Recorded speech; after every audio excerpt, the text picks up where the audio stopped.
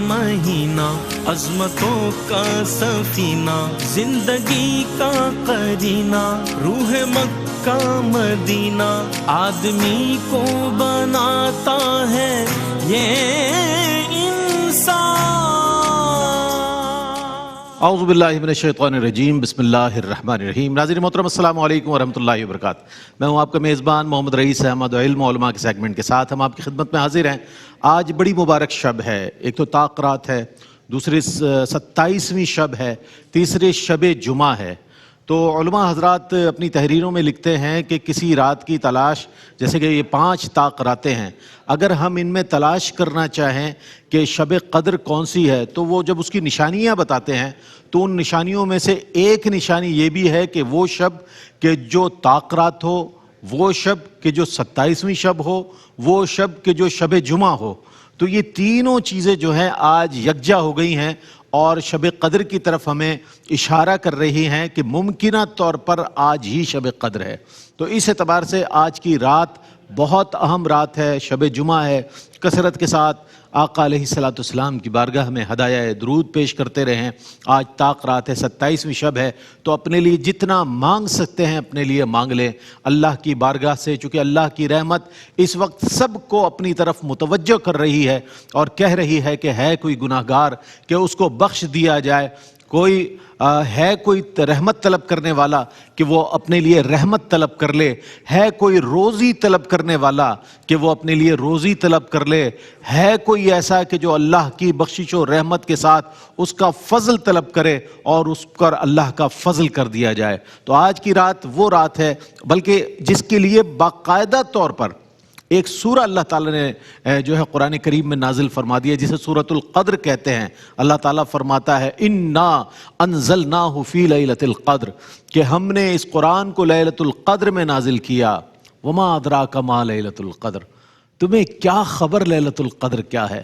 پھر فرمایا لیلۃ القدر خیر من الف شہر، یہ رات 1000 مہینوں سے بہتر ہے۔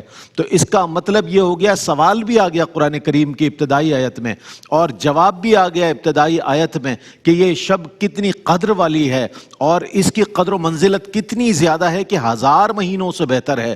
تو آج کی رات بہت اہم رات ہے، اس کا ایک ایک لمحہ ہمارے لیے بہت اہم ہے۔ ہم سوتے تو سارا سال ہی ہیں، پورا سال، بقیہ 11 مہینے ان اوقات میں، لیکن اگر آج کی رات کو اپنے لیے، اپنے مرحومین کے لیے، اپنے اعز و اقربا کے لیے اگر مفید بنانا ہے تو سب سے اچھا کام یہ ہے، سب سے اچھی بات یہ ہے کہ ہم دعائیں کریں، اللہ کی بارگاہ میں التجائیں کریں۔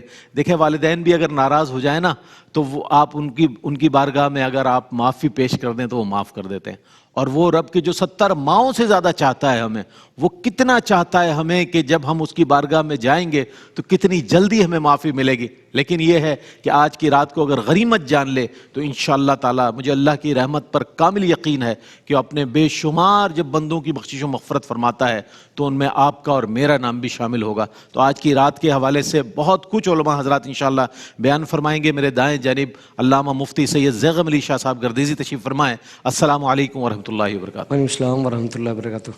اور آپ کے ساتھ تشریف رکھتے ہیں ڈاکٹر عاطف اسلم راؤ صاحب، ممتاز معروف اسکالر ہیں، تشریف فرمائیں۔ السلام علیکم ورحمۃ اللہ وبرکاتہ۔ وعلیکم السلام ورحمۃ اللہ۔ میرے بائیں جانب تشریف فرما علی شبیر اور تصدق رسول موجود ہیں، جو انشاءاللہ اپنی اپنی عقیدت ہے اور بھی انشاءاللہ ثنا خواہ جوائن کر لیں گے ہمیں بہت جلد۔ آپ کا خیر مقدم ہے۔ السلام علیکم ورحمۃ اللہ وبرکاتہ۔ اچھا، بے شمار انعامات پر مشتمل یہ رات ہے، تو ہم یہ جاننا چاہیں گے مفتی صاحب سے کہ کون کون سے انعامات ہیں شب قدر کے جو اللہ تعالیٰ نے اپنے بندوں کے لیے رکھے ہیں، اور آج کی رات پا جانے والے وہ معتکفین جو مساجد میں ہیں، وہ ہماری بہنیں جو گھروں میں اعتکاف کر رہی ہیں، اور وہ دیگر حضرات جو مختلف محافل میں بیٹھ کر اس رات کو تلاش کر رہے ہیں، تو وہ کون کون سی انعامات ہیں جن کی تلاش جاری و ساری ہے؟ فرمائیے گا۔ بسم اللہ الرحمن الرحیم، اللہم صلی علی محمد وعلی آل محمد وبارک وسلم۔ بہت شکریہ رئیس بھائی۔ یقیناً اللہ رب العالمین کی طرف سے اس امت کے لیے بڑا عظیم تحفہ ہے، اور گزشتہ امتوں کے اعمال کا ہم جائزہ لیں، ان کی عمروں کا ہم حساب لیں، تو اس کے مطابق اللہ رب العالمین نے ایسے ایسے مواقع ہمیں عطا فرمائے اور ایسی مقدس راتیں ہمیں عطا فرمائی کہ اگر چند راتوں میں بطور خاص عبادات کا اہتمام کر لیا جائے تو گزشتہ اقوام کی وہ ہزار مہینے کی جو عبادت ہے اس کا مقابلہ کیا جا سکتا ہے، بلکہ ان سے آگے بڑھا جا سکتا ہے۔ قرآن کریم کی جو آیت کریمہ اور سورت پوری آپ نے تلاوت کرنے کا شرف حاصل کیا، اس میں فرمایا نا کہ لیلۃ القدر خیر من الف شہر، 1000 مہینے کے برابر نہیں بلکہ خیر من الف شہر، یعنی 1000 مہینے سے بھی بڑھ کر اللہ تعالیٰ اجر عطا فرماتا ہے۔ اب وہ کتنا اجر عطا فرماتا ہے یہ بندے کے خلوص پر ہے، اور بندہ جتنا للہیت کے ساتھ، صدق کے دل کے ساتھ اللہ کی بارگاہ میں رجوع کرے گا تو یقیناً اللہ رب العالمین اس کے لیے وہ نوازشیں اور الطاف و عنایات کا سلسلہ فرمائے گا۔ تو گزشتہ اقوام کے لیے اللہ تعالیٰ نے ایسا کوئی سلسلہ نہیں رکھا، یعنی ایسی مقدس راتیں ان کے حصے میں نہیں تھی۔ یہ حضور کے صدقے سے اللہ رب العالمین نے اس امت پر کرم فرمایا کہ ایسی مقدس راتیں عطا فرمائی گئی کہ ایک رات کا ثواب وہ اتنا زیادہ اللہ تعالیٰ اجر عطا فرماتا ہے۔ پھر اس کو قدر کہا جاتا ہے نا، تو قدر کے کئی معنی ہیں۔ ایک معنی یہ کہ اس رات میں اللہ کی طرف سے، جس میں سورہ مبارکہ میں بھی اشارہ فرمایا گیا نا کہ فرشتے نازل ہوتے ہیں، بالکل، تو اس قدر کثرت کے ساتھ نازل ہوتے ہیں کہ زمین تنگ پڑ جاتی ہے۔ قدر کا مطلب ایک تنگی بھی ہے، تو فرشتے اس روئے زمین پر اتنی کثرت کے ساتھ آتے ہیں کہ وہ ان کی موجودگی کی وجہ سے زمین کا حصہ وہ تنگ پڑ جاتا ہے۔ اور وہ کیوں آتے ہیں کہ اللہ رب العالمین کے بندوں کے لیے دعا کرتے ہیں، اللہ کے بندوں کی دعاؤں میں شریک ہوتے ہیں، ان کی عبادات میں ان کے ساتھ شریک ہوتے ہیں، ان کے ساتھ مصافحہ کرتے ہیں، ان کو اللہ تعالیٰ کے انعام و اکرام کی خوشیاں سناتے ہیں، اور ان کی دعاؤں پر آمین کہتے ہیں۔ یعنی فرشتوں کی یہ ذمہ داریاں لگائی جاتی ہیں کہ ان کے ساتھ مجالس میں حاضر ہو کر یہ جو اللہ سے دعا مانگے اللہ تعالیٰ کی بارگاہ میں تم نے ان کی دعاؤں پر آمین کہنا ہے۔ تو ہم اندازہ کریں کہ اگر ان راتوں میں اس طرح کی محافل اور اس طرح کے مجالس کا انعقاد کیا جاتا ہے اور خاص عبادات کا اہتمام کیا جاتا ہے تو وہاں ہم اکیلے نہیں ہوتے، بلکہ اللہ کی نوری مخلوق فرشتے بھی ہمارے ساتھ ہوتے ہیں جو ہماری دعاؤں پر ہمارے ساتھ آمین کہتے ہیں، اور یقیناً فرشتوں کی دعائیں، فرشتوں کا آمین کہنا یہ اللہ تعالیٰ کی بارگاہ میں یقیناً مقبول ہے۔ پھر اسی کے ساتھ ساتھ آپ صلی اللہ تعالیٰ علیہ وآلہ وسلم کی ایک حدیث مبارکہ بھی ہے نا، حضور نے فرمایا کہ من قام لیلۃ القدر ایمانا و احتسابا غفر له ما تقدم من ذنبه، کہ جس نے ایمان اور احتساب کی حالت میں اس رات کو گزارا، لیلۃ القدر کو گزارا، اللہ رب العالمین اس رات کی برکت سے اس کے تمام گناہوں کو معاف فرما دے گا۔ سبحان اللہ، غفر له ما تقدم من ذنبه، اس کے سابقہ جو گناہ ہے اللہ رب العالمین اس کو معاف فرما دے گا۔ اب اس میں ایک طویل بحث ہے کہ وہ گناہ سرے سے معاف ہی ہو جاتے ہیں یا ان کی اگر کوئی فرائض میں سے کسی کی ادائیگی ہے تو اس کو ادا کرنا ہے۔ تو یہ یاد رکھا جائے کہ ان فرائض کو چھوڑنے کا جو گناہ ہے وہ تو معاف ہے، لیکن اگر کسی نے نمازیں پوری زندگی نہیں پڑھی اور صرف شب قدر میں آ کے عبادت کر رہا ہے تو وہ نمازوں کی جو قضا ہے اس سے معاف نہیں ہوگی۔ کسی کا حق غصب کیا ہے، کسی کا لین دین اس کے ذمہ باقی ہے، تو صرف ایک رات میں آ کر عبادت کرنے سے معاف نہیں ہو جاتی، بلکہ وہ جو جس کا حق ہم پر لازم ہے اس کو بھی ادا کرنا ہے۔ اللہ تعالیٰ کا جو حق ہم پر لازم ہے، جو قضا ہم نے کیا ہوا ہے اس کی بھی ادائیگی لازم ہے۔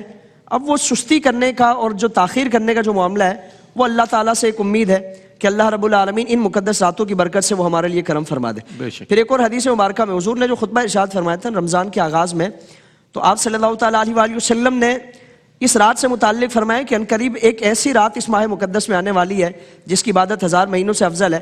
فرمایا کہ جو اس میں جو اس سے محروم رہا وہ ہر خیر سے محروم رہا، ہر بھلائی سے محروم رہا، اور جس نے اس کو پا لیا اس نے ہر خیر کو پا لیا۔ یعنی اللہ تعالیٰ کی بارگاہ سے جو خیر بانٹا جاتا ہے، جو نعمتیں، جو نوازش ہیں، جو الطاف و عنایات کی بارشوں کا سلسلہ کیا جاتا ہے، تو اس رات میں جس نے عبادت کی اللہ رب العالمین نے ہر خیر سے اس کو نواز دیا، ہر نعمت سے اس کو نواز دیا۔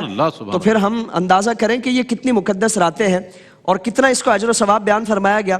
پھر اسی طرح آپ صلی اللہ تعالیٰ علیہ وآلہ وسلم کی اس سے متعلق جو احادیث مبارکہ فرمائی گئی، حضور نے فرمایا کہ اس رات میں جو عبادت ہے نا، گزشتہ انبیاء کی امتوں کے لیے جو عابد کا اطلاق کیا جاتا تھا وہ ایک 1000 مہینے کی جو عبادت کرتا تھا اس کے بعد اس پر عابد کا لفظ بولا جاتا تھا کہ یہ عابد ہے۔ بھائی کیا بات ہے، اس امت کے لیے اللہ رب العالمین نے یہ کرم فرمایا کہ اگر وہ ایک رات کی عبادت بھی پالے، یعنی پوری زندگی اپنی روٹین کی عبادت کرتا ہے، اضافی کوئی نوافل نہیں کر سکتا، اضافی عبادت نہیں کر سکتا، لیکن بطور خاص اگر اس رات کو پا لیا ہے تو اللہ کی بارگاہ میں جو گزشتہ انبیاء کی امتوں کے عابدین کا مقام تھا اللہ تعالیٰ ان سے بڑھ کر اسے اجر و ثواب عطا فرمائے گا، اور اس سے بڑھ کر انہیں عزت عطا فرمائے گا۔ تو اس لیے کوشش کی جائے، آج کی مقدس رات بھی ممکنہ طور پر ہو سکتی ہے، اس کے بعد ایک اور رات ہمارے لیے غنیمت ہے، جی بالکل کوشش کی جائے کہ ہم وہ لیلۃ الجائزہ ہے، جی لیلۃ الجائزہ بھی ہو سکتا ہے، اور پھر طاق رات ہے تو اللہ تعالیٰ ممکن ہے کہ اس میں بھی ہمیں شب قدر کی برکت عطا فرمائے۔ بڑے انعامات موجود ہیں،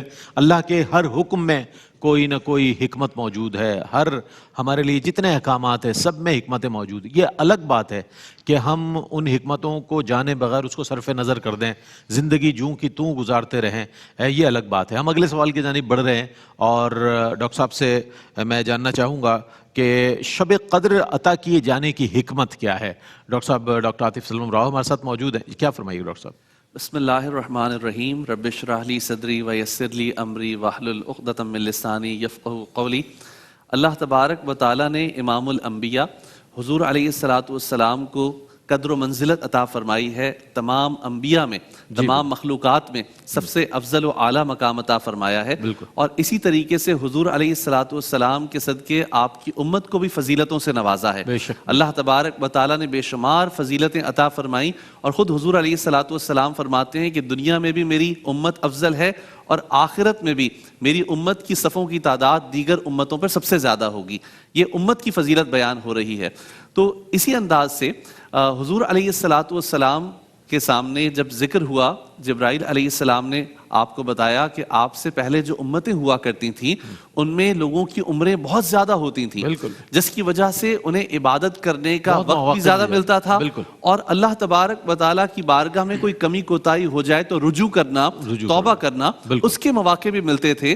تو آقا کریم علیہ الصلاۃ والسلام کی رحمت جوش میں آئی, اللہ کی بارگاہ میں عرض کی, اللہ تبارک و تعالیٰ نے شب قدر کی نعمت عطا فرما دی. اسی طریقے سے حضور علیہ الصلاۃ والسلام نے صحابہ کرام کے سامنے ذکر فرمایا حضرت ایوب کا, حضرت زکریا کا, حضرت حزقیل کا اور حضرت یوشع کا, کہ یہ ایسے عبادت کرتے تھے کہ انہوں نے 80 سال عبادت کی. صحابہ کرام علیہم رضوان کے دل میں خواہش پیدا ہوئی, انہوں نے عرض کیا کہ یا رسول کریم صلی اللہ تعالیٰ علیہ وآلہ وسلم, ہم ان تک کیسے پہنچ سکتے ہیں؟ ہماری تو عمریں بہت کم ہیں, ان کی عمریں طویل تھی, اللہ نے انہیں اتنا وقت دیا, آپ کی امت اتنی عبادت کیسے کر سکتی ہے؟ حضور کی بارگاہ میں یہ عرض کی. اللہ تبارک و تعالیٰ نے جبرائیل علیہ السلام کو بھیجا اور سورۃ القدر نازل ہوئی اور یہ خوشخبری دے دی کہ آپ کی امت کو آپ کے واسطے و وسیلے سے شب قدر عطا کی جا رہی ہے. وہ 1000 سال جو ہیں وہ 83 سال 4 مہینے بنتے ہیں, اور 1000 سال سے بھی زائد آپ کی امت کو اجر و ثواب دیا جائے گا, جو جتنا نیکی سے, جتنا خلوص سے, جتنی محبت کے ساتھ اللہ تبارک و تعالیٰ کی طرف توجہ کرتے ہوئے عمل کرے گا, اللہ کی بارگاہ سے اسے اتنا ہی اجر و ثواب دیا جائے گا. سورۃ القدر میں قدر 3 مرتبہ یہ کلمہ آیا ہے. امام فخر الدین رازی رحمۃ اللہ تعالیٰ علیہ فرماتے ہیں 3 دفعہ قدر کی حکمت یہ ہے کہ قابل قدر رات ہے, قابل قدر امت کو دی گئی ہے, اور قابل قدر نبی کے وسیلے سے دی گئی ہے. اسی طریقے سے قدر کا مطلب فضیلت ہے, بزرگی ہے. یہ رات قدر اس لیے ہے, اس کو قابل قدر اس لیے کہا گیا ہے کہ پورے سال میں اس کے برابر اور کوئی رات نہیں آتی. اس رات کو قدر اس لیے بھی کہا گیا ہے, ایک روایت میں ملتا ہے کہ جو بندہ اللہ تعالیٰ کی بارگاہ میں رجوع کرے, عبادات بجا لائے, اللہ تبارک و تعالیٰ کی بارگاہ سے قبولیت کی سند مل جائے تو وہ بندہ قابل قدر بنا دیا جاتا ہے. اور اسی رات میں اللہ تبارک و تعالیٰ نے اسے قدر کا قرار دیا گیا. قدر کی وجہ کیا ہے کہ اللہ تبارک و تعالیٰ فرشتوں سے حضور کی امت کی قدر کرواتا ہے. کیا بات ہے ڈاکٹر صاحب, واہ واہ واہ. علامہ فخر الدین رازی کے حوالے سے کیا ہی خوبصورت بات آپ نے ارشاد فرمائی کہ قدر والی امت, اللہ اکبر. قدر والی رات ویسے بھی کہا گیا ہر شب قدر است گر قدر بدانی, ہر رات جو ہے قدر والی اگر اس کی قدر کی جائے. اور دوسری بات یہ کہ قدر والی امت کو دی گئی, کنتم خیر امت جسے کہا گیا. پھر یہ کہ قدر والے نبی جو امام الانبیاء ہے, اللہ اکبر, ان کے وسیلے سے یہ رات آپ کو اور ہمیں ملی ہے. اس کو ضائع نہ کریں, ان لمحات کو, ایک لمحے کو بھی اس کو ضائع نہ ہونے دیں. تسبیحات کرتے رہیں اللہ سے, اللہم انک عفو تحب العفو فاعف عنی یا غفور. یہ تسبیحات پڑھتے رہیں, اللہ تعالیٰ آپ کی اور ہم سب کی بخشش و مغفرت فرمائے. ایک وقفہ ہے, وقفے کے بعد حاضر ہوتے ہیں, ہمارے ساتھ رہیے گا. ناظرین, آپ کا خیر مقدم ہے علم و علماء میں. آج شب قدر جو ہے موضوع ہے اور اس پر بہت عمدہ انداز میں علماء حضرات کلام فرما رہے ہیں. ہمیں جوائن کیا ہے حضرت علامہ مفتی محمد اکمل مدنی صاحب نے. السلام علیکم ورحمۃ اللہ وبرکاتہ. وعلیکم السلام. اچھا صاحب, شب قدر ہے تو اس کی فضیلت کے حوالے سے ہم چاہتے ہیں ابتداً آپ کی زبان سے کچھ الفاظ ایسے ادا ہو جائیں کہ آج کی رات کی فضیلت لوگوں پر واضح ہو جائے. جی بالکل. ہمارے اعوذ باللہ من الشیطان الرجیم, بسم اللہ الرحمن الرحیم. ہمارے ماحول میں اکثر لوگ اتنا زیادہ ماشاءاللہ رمضان میں اس رات کی فضیلت بیان ہوتی ہے کہ سب تقریباً اس کو جانتے ہیں۔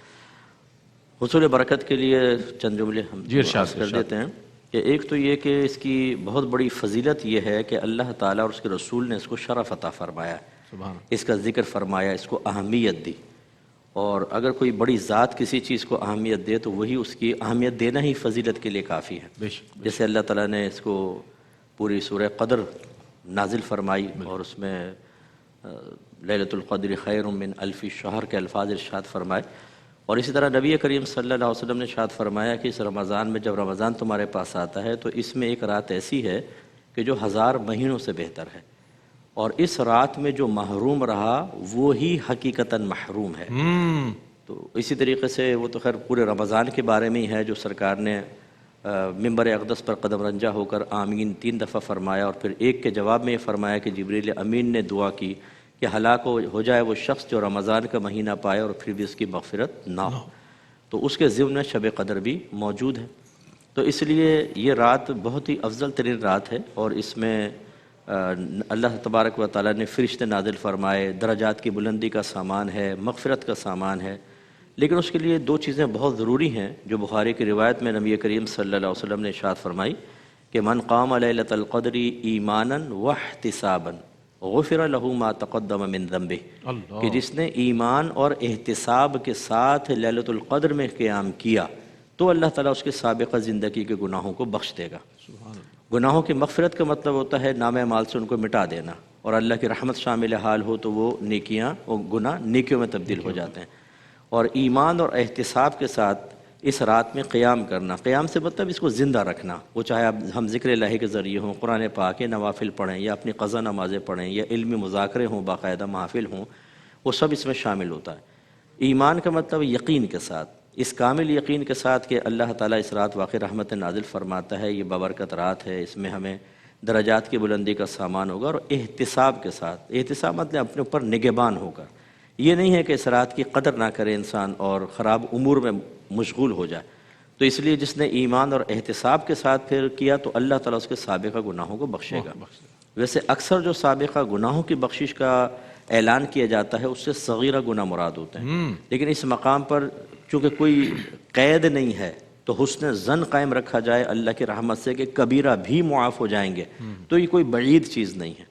بنی اسرائیل کے اندر جو شخص ایک ایسا تھا، نبی کریم نے فرمایا کہ اس نے زندگی میں کوئی نیکی نہیں کی تھی، جب وہ مرنے لگا تو اس نے وصیت کی کہ میری لاش کو جلا دینا، آدھی راکھ ہوا میں اڑانا، آدھی پانی میں بہا دینا، تاکہ میں اللہ کی گرفت سے بچ جاؤں، کیونکہ اگر اس نے مجھے پکڑ لیا تو مجھے چھوڑے گا نہیں۔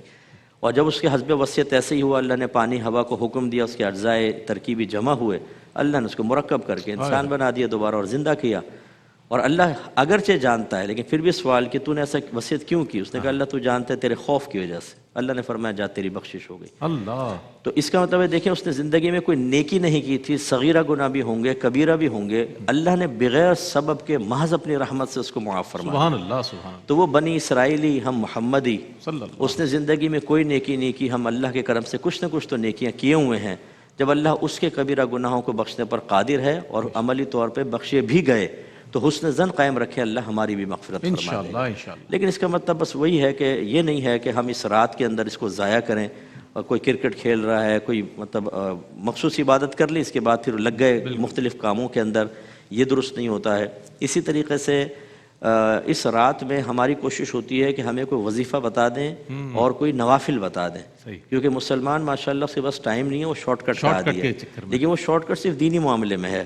دنیا میں معاملے میں تو ناک بند کر کے ہم پورے غوطہ لگا دیتے ہیں اندر، دین کے معاملے میں بھی زیادہ ہمیں تنگ نہ کرو، ہمارے مزاج ہیں نازک، ہمیں زیادہ مشقت پسند نہیں ہے، بس کوئی ایک پرچہ لا کر دے دو جس میں لکھا ہوگا جس نے یہ 2-4 رکعت اس طریقے سے پڑھی لاکھوں سال کی عبادت کا ثواب۔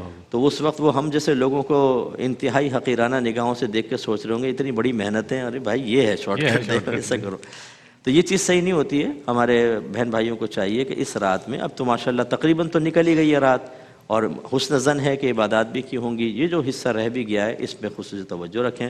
اور چونکہ ٹاپک دوبارہ نہیں آئے گا تو بس تھوڑی گزارش یہ ہے کہ آگے جو ہے وہ 29 کی شب اگر ہمیں ملتی ہے وہ بھی ممکنہ شب قدر ہو سکتی ہے، ٹھیک ہے نا.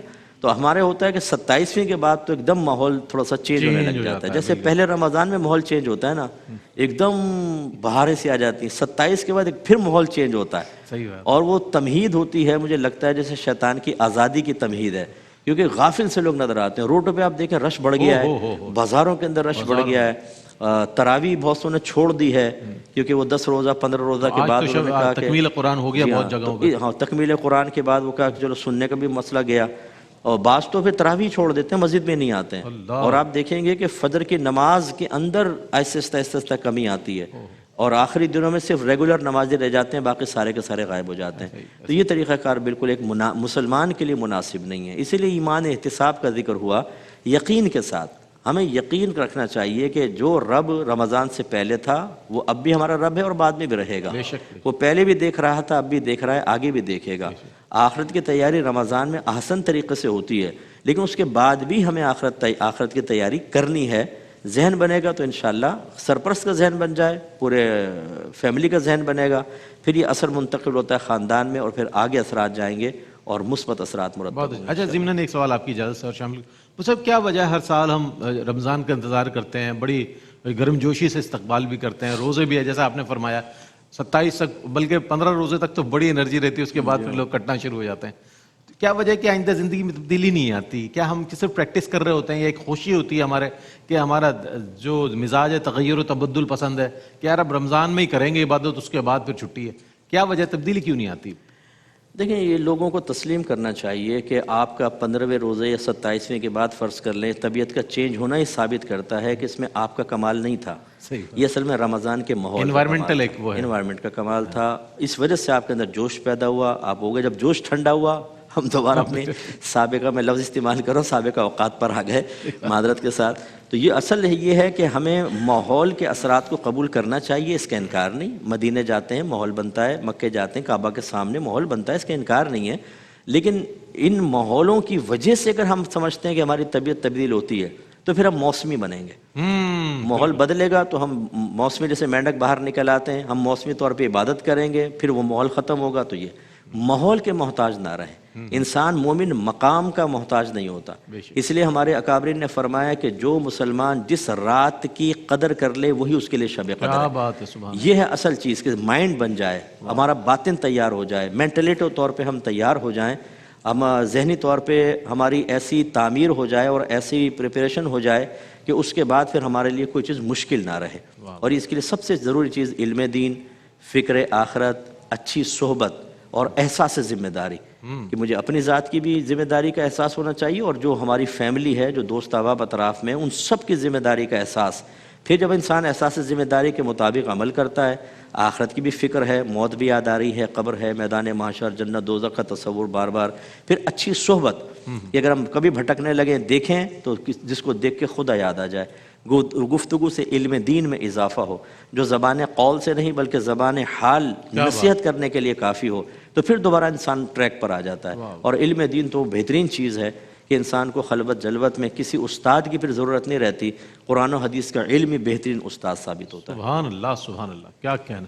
تو صاحب نے بڑی خوبصورت انداز میں ایک پیغام بھی دیا ہے آج کی رات کے حوالے سے، اور اس رات کی فضیلت بھی ارشاد فرمائی. ایک مختصر سا وقفہ لیتے ہیں، وقفے کے بعد لوٹیں گے. ہمارے ساتھ رہیے. عظمتوں کا مہینہ، عظمتوں کا سفینہ، زندگی کا قرینہ، روح مکہ مدینہ، آدمی کو بناتا ہے یہ